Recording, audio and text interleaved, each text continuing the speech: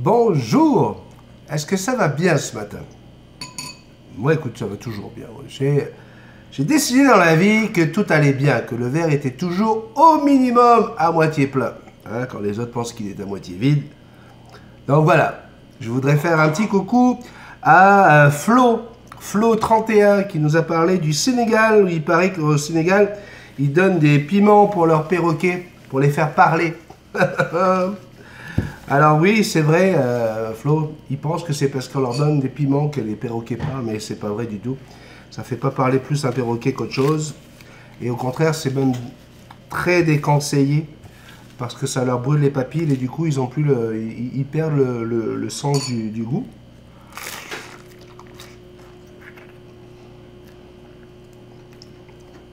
Voilà, voilà. Aujourd'hui, nous allons parler d'alimentation. Parce que Valérie me demande qu'est-ce que je donne exactement à mes perroquets. Et puis,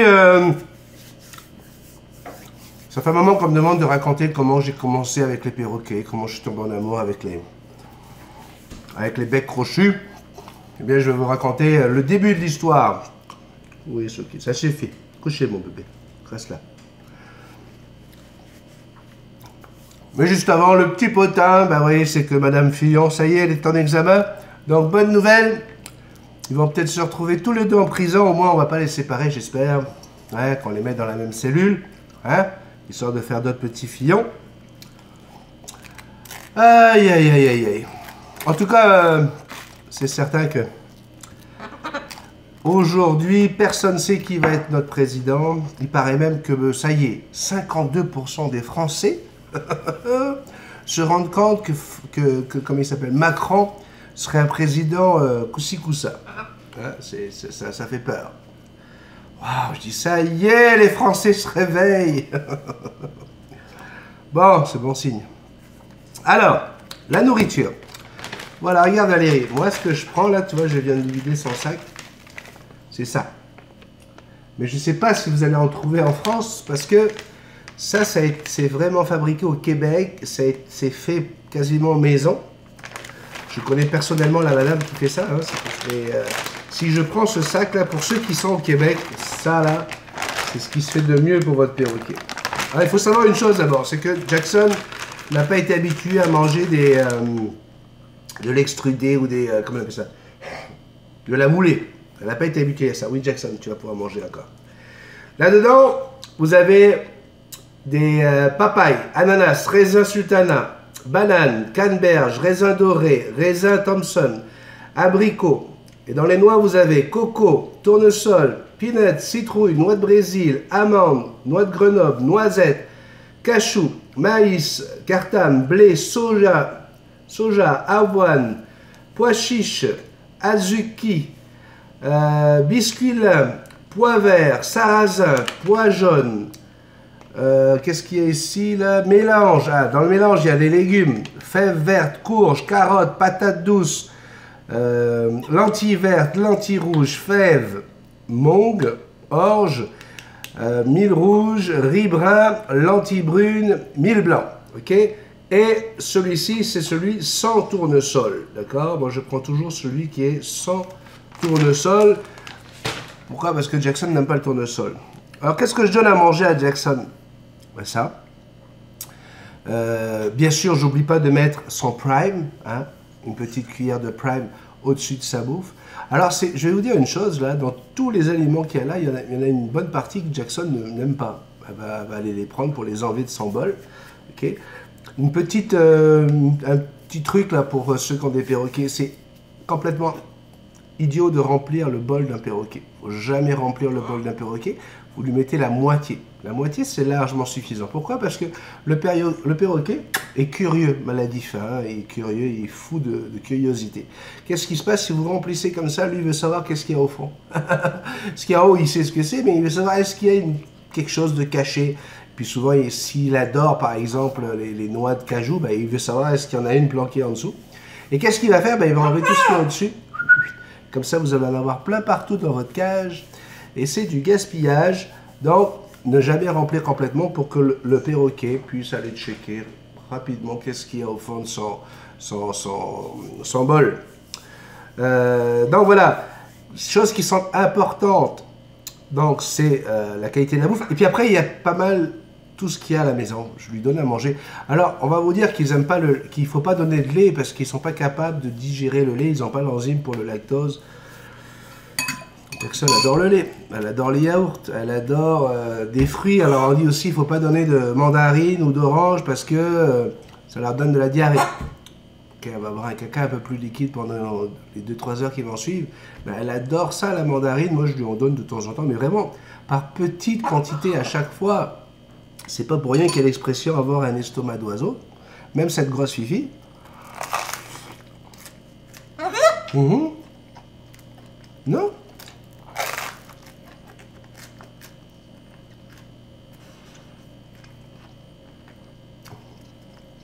T'aimes moins le pain grillé, hein? Non. Et comme vous le voyez, elle mange avec moi. Elle adore le riz.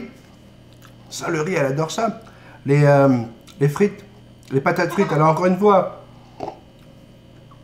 pour la pomme de terre, il faut faire très très attention à cause de l'amidon. Jamais donner de la pomme de terre crue à un perroquet. Ça, c'est dangereux. Par contre, cuit, il n'y a pas de problème. Puis vous allez voir qu'elle va manger l'intérieur de la friture. Elle va enlever toute la friture. Elle sait ce qui est bon et ce qui n'est pas bon pour la santé. T'en veux encore, mon bébé?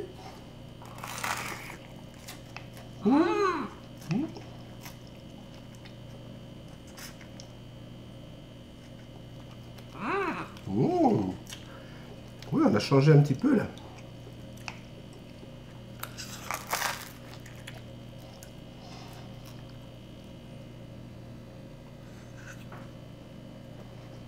Bien. Donc voilà. Et avec ça, elle a sa lampe UV. À l'année longue, 8 heures par jour. Donc un tiers de son temps. Il y en a qui disent qu'il faut faire 3-4 heures. Moi, je lui donne 8 heures par jour, comme ça. Vu qu'on est au Canada, on est au Québec, et puis qu'on a un hiver qui fait 7 mois, je sais qu'elle a tout ce qu'il faut. Puis vous voyez bien un oiseau en santé, avec un beau plumage, avec une belle attitude et tout ça. Ça vient des rayons UVB, parce que les rayons UVB apportent la vitamine D3 et la vitamine E, qui permettent à votre oiseau de synthétiser et de fixer le calcium. Et le Prime lui apporte toutes les autres vitamines, dont la B12. La B12, elle est bonne pour les humains, elle est bonne aussi pour votre oiseau. Pourquoi? La B12, elle joue sur le système endocrinien. Puis on sait que tout ce qui touche au système endocrinien, ça part de la tête et ça va jusqu'au zizi. Eh bien, ça permet d'équilibrer tout ça au niveau hormonal. Et là aussi, ça permet d'avoir un oiseau qui va être beaucoup plus tranquille, beaucoup moins agressif, qui va pouvoir mieux suivre tout ce que vous lui demandez. Donc voilà, si vous voulez avoir un oiseau en bonne santé, une bonne bouffe, et puis arrêtez de vous inquiéter, hein, si jamais votre oiseau il mange que des graines de tournesol, vous allez essayer d'en mettre moins dans sa bouffe. L'histoire c'est qu'en fait vous allez pouvoir jouer avec ça, utiliser ce qu'il adore, les graines de tournesol, comme des gâteries. D'accord? Et à partir de là, vous allez pouvoir faire des jeux avec lui, vous allez pouvoir le motiver, vous allez pouvoir faire plein de choses avec votre oiseau, s'il aime les graines de tournesol. Mais si vous pouvez éviter d'en mettre dans la bouffe, c'est bien, parce qu'il risque d'avoir des problèmes de foie. La graine de tournesol est très très grasse, hein, mais comme toutes les graines d'ailleurs, hein, c'est très très gras. Donc pour savoir si votre oiseau il a un problème de foie, vous regardez la taille du bec et surtout le bout, en fait. Si vous avez un bout pointu qui s'allonge au bout du bec, on va parler de 1 cm à 2 cm qui s'allonge de plus que la taille normale de son bec, c'est qu'il a un problème de foie, c'est que vous lui donnez mal à manger, les graines ne sont pas bonnes. Alors pour les gens qui m'ont demandé comment ça a commencé mon histoire d'amour avec les perroquets, j'avais 7 ans, ok, donc ça remonte, hein. Et puis oui, j'ai 45 ans, hein, pour ceux qui ne le savent pas, voilà, je suis un vieux papy de 45 ans. Et donc, à 7 ans, je lis un livre et je vois dans ce livre qu'on peut avoir un perroquet comme ça sur l'épaule, on peut avoir une vraie relation avec les oiseaux. Oui, Jackson, elle n'est pas contente parce que c'est pas le même pain que d'habitude. Et donc,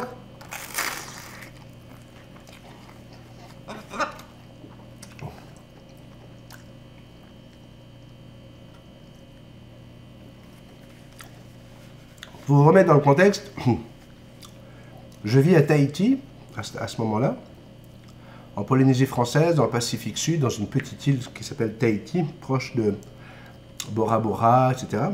Donc, là-bas, oubliez les grandes animaleries comme vous avez en Amérique du Nord, oubliez les animaleries que vous pouvez avoir en Europe. C'est vraiment le petit magasin qui te vend des graines, etc. Les perroquets de cette taille-là et de cette espèce sont interdits d'importation là-bas. Donc, on a des perruches, on a des lovebirds. Il y en a des perroquets comme ça là-bas, mais ils sont importés de façon illégale. En fait, tu n'as pas le droit d'avoir un perroquet, mais tu as le droit de faire venir les œufs. Donc, j'avais une amie, que j'ai connue bien après, qui faisait venir ces perroquets en mettant les œufs dans son soutien-gorge, bien au chaud. Et elle passait la douane à l'époque comme ça.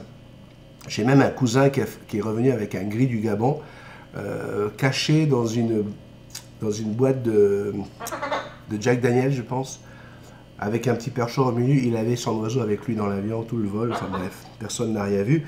Mais on parle de ça dans les années 80, où il n'y avait pas encore de trucs douaniers. Bref, je reviens à mon histoire. Donc, je vais dans cette petite animalerie de notre île de Tahiti. Puis, petit gamin de 7 ans qui va dire au monsieur, dit, voilà, moi j'aimerais bien prendre un petit bébé perruchon pour le nourrir à la main, parce que j'ai lu qu'on peut nourrir les oiseaux à la main.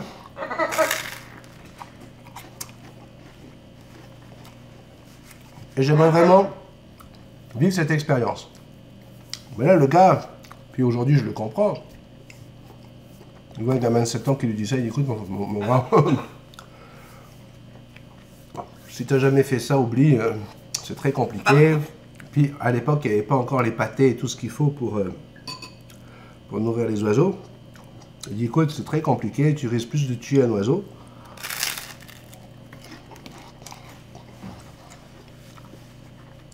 Je peux te vendre des perruches tout bébés là, pour que tu les apprivoises, mais qui ont déjà 1 mois et demi. Mais sinon, non, oublie ça. Non.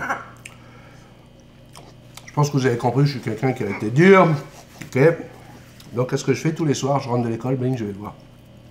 Bonjour monsieur, j'aimerais savoir si vous avez changé d'avis, etc. Puis au bout d'un moment, le gars il dit, écoute mon gars, moi mes perruches, je les vends à l'équivalent de 15 $ à l'époque, ce qui était énorme pour moi. Il dit, si tu as 15 $, je peux t'en vendre une. Si tu la veux maintenant, l'œuf est éclos il y a 2 jours. Donc tu la prends, ou, je veux bien t'en donner une, mais tu la payes le prix d'une perruche. Mais attention, fais attention, il va vouloir manger toutes les 3 heures, etc. Et là, ça tombait bien parce que ça tombait juste avant les vacances. Et à Tahiti, au mois de décembre, on a 1 mois de vacances. D'accord? Du 15 décembre au 15 janvier, vacances scolaires. Et donc, le lendemain, je reviens avec mes sous. J'ai cassé ma tirelire. Et je me retrouve avec un petit bébé qu'on a pu mettre au fond d'un pot de yaourt. Un petit pot de yaourt sur du coton. Puis je rentre à la maison avec ce petit bébé-là, bien au chaud. Je suis tellement heureux d'avoir mon petit bébé perruchon. Je cours à la maison. Et là, on m'explique qu'il faut une seringue. Donc je demande à ma maman d'aller chercher une seringue à la pharmacie. Il faut le nourrir avec du blé, avec... Bon. Qu'est-ce que j'ai fait? J'avais acheté un paquet de petits beurres. Et ah oui, et j'avais lu aussi que le miel était très très bon pour les perruches, pour les bébés perruches. C'est très bon de leur donner du miel, pas trop, hein, toujours jamais trop en quantité, mais c'est très très bon pour les plumes, pour la couleur des plumes et tout, ça ravive les couleurs. Donc, je prends un petit biscuit au beurre que j'écrase pour en faire comme de la farine. Donc, j'avais ma petite quantité là pour la journée. Je mettais ça dans une petite seringue. Ouais, je versais du miel pour rendre ça un peu plus liquide, que ce soit plus facile pour l'oiseau. Je mettais ça dans une seringue et voilà, je mettais ça dans le gosier. J'avais lu ça dans des livres, j'essayais de faire de mon mieux. Et pendant ces vacances-là, les 2 premières semaines, c'était toutes les 3 heures, y compris la nuit. Là. Je peux vous dire que là, même si vous avez 7 ans, vous comprenez que ça va être du travail et que vous êtes en train de créer des liens. Là. Ce petit oiseau qui criait. Et voilà, je nourris cet oiseau. Puis puis ça s'est super bien passé, puis je l'avais appelé Clarinette.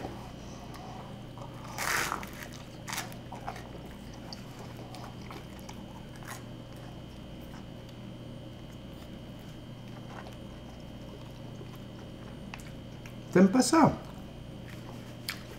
Je suis désolé, Jackson. Oui, demain, on reprendra l'autre pain. D'accord? Je l'ai appelé Clarinette. Et c'était un grand amour, elle et moi. Pour vous donner une idée, moi, j'ai jamais taillé ses ailes. Je n'en ai jamais eu besoin. Quand je dormais le matin, je faisais la grasse matinée. Là, je vous parle d'une fois qu'elle est devenue adulte. Elle avait son perchoir au-dessus de mon petit bureau. J'avais mis des papiers juste en dessous, mais je voulais qu'elle soit en liberté. Et il suffisait le matin, 8h, 9h, n'importe quelle heure, j'ouvre un œil, bam, elle venait sur ma poitrine. Et là, si je dis, oh, Clarine, je vais faire dodo, elle retourne sur le truc, elle retournait. Et elle était tout le temps sur mon épaule. Si bien que, c'est une perruche, ça c'est pas comme elle, hein, ça pèse 10 fois moins que ça. Là. Donc, si bien qu'à un moment donné, je l'avais tout le temps sur moi, puis hop, je me rends pas compte, je sors dehors, puis je prends mon vélo, puis... Ah! Mince! Clarinette est sur moi. Vous voyez comme elle réagit aux attitudes. Clarinette est sur mon épaule, mais ah! Si elle se sauve... Je dis, mais ouais, mais là, elle se sauve pas, là. Arrête de flipper. Et puis hop, je prends mon vélo, puis... Elle reste sur mon épaule. Je dis, waouh! Ok. Je reviens à la maison. Du coup, le lendemain, j'ai dit, tiens, hop, on va recommencer. Puis je pense que c'est de la 3e ou la 4e fois, là. L'oiseau s'envole. Ah, là, c'est la panique. Je dis, waouh! Ben oui, waouh! Qu'est-ce qu'on fait, Jackson? Ben, qu'est-ce qu'on fait? On va la chercher, on lui dit de revenir. Ben, moi, j'ai besoin de savoir, Jackson. Cet oiseau-là est parti loin, puis une perruche...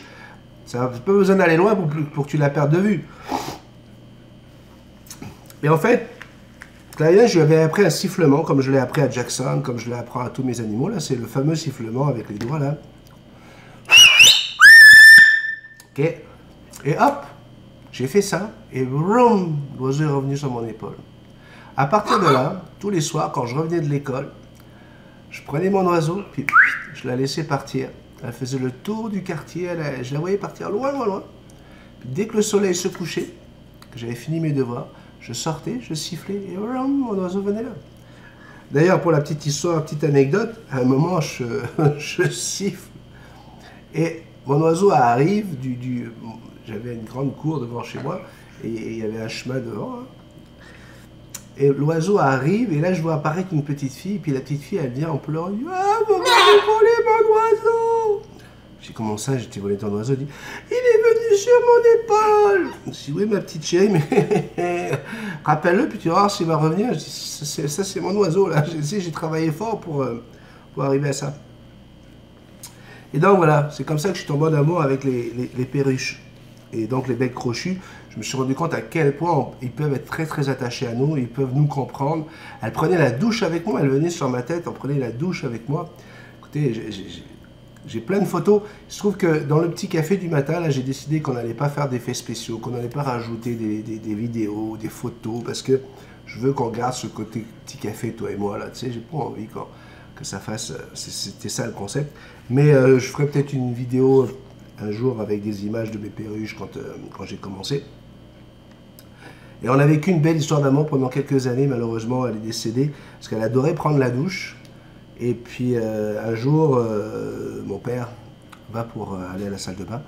Et puis il ne fait pas attention, mais Clarinette a voulu y aller aussi. Puis il a fermé la porte. Et elle a été tuée sur le coup. Voilà, c'était une mauvaise expérience. Enfin, une mauvaise fin. Mais voilà. Donc ça a été le début de l'amour que j'ai pour les becs crochus. Puis après, j'en ai eu d'autres. Puis après, on m'a demandé si je pouvais élever à la main des oiseaux qui étaient tombés du nid. Puis après, on m'a demandé tatati, puis tatata. Puis, vous voyez, plus de 35 ans plus tard, ben, je suis là avec vous. Puis on est en train de parler d'oiseaux. Puis j'ai un gros bébé sur l'épaule. Et ça, c'est un rêve d'enfance. Faites de votre rêve une réalité. D'accord? Oui.